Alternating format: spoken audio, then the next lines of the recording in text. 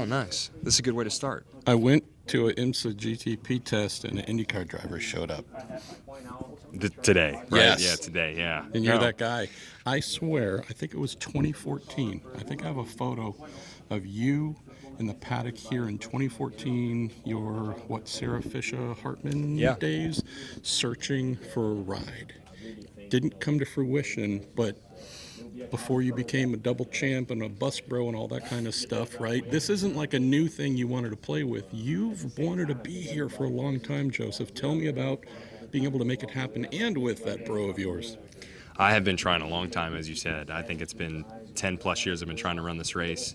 You know, it's not from a lack of effort, but I've also been preoccupied with other activities. I've been really fortunate to have a great IndyCar career, and I've had an opportunity every year to be racing. So, you know, I'm not sad about anything, but this is just the first year that it's really worked out. And as you said, to be able to do it with my bus bro, Scott McLaughlin, it's going to make it more special. So it's just, you know, really good time for us, and I'm hoping we can, you know, have a good event and enjoy it together.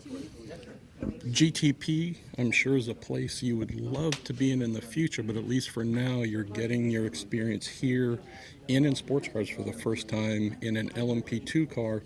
Yeah, it might not be the top class, but these things are still pretty awesomely fast. Tell us about your first couple laps of figuring out, do I go left or right? And hey, these things are pretty quick. You know, I think I've done 5 laps so far.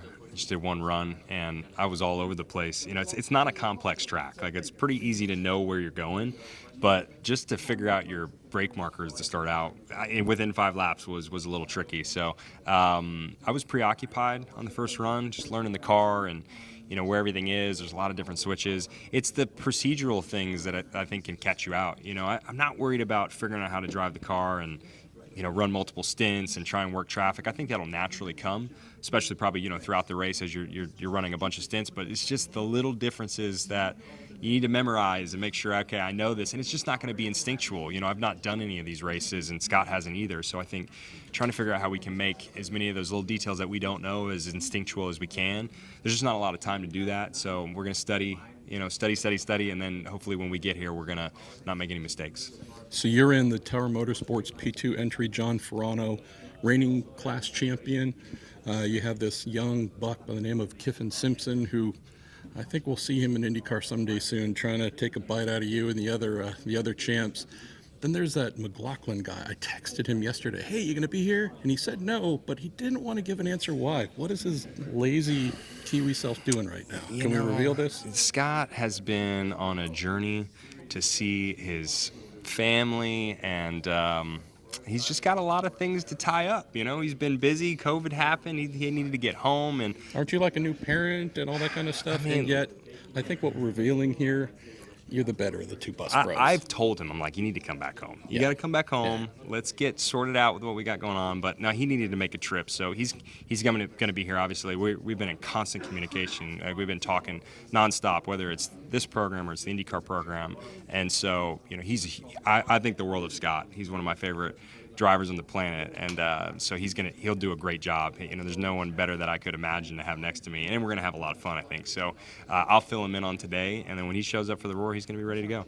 Okay, last thing, Joseph. So your super producer, #1 Dream Digital employee, Brian Simpson, is texting me. I got to get back to him. He's asking about renting golf carts and how do I do this, trying to get stuck in for the upcoming Roar and Rolex 24 at the end of January.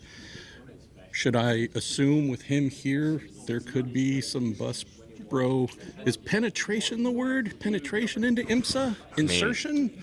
Bus bros and penetration, they do go hand in hand at times. Maybe here. It's really, look, Marshall, this is the Bus Bros 24, okay? That's what it is. Hashtag Bus Bros 24. You've informed IMSA of this, by the way, and Rolex. Yeah, everybody knows. It's a rebrand. Are you giving out watches? A rebrand. Are there Bus Bros watches you get for winning? Yes, they're Timexes. Okay. They're very nice, very classy. I thought they were like Hello Kitty, but okay. It's in discussion, but it's a rebrand for the race, the Bus Bros 24. You know, I think the people wanted it. Yes. And that's what we're bringing.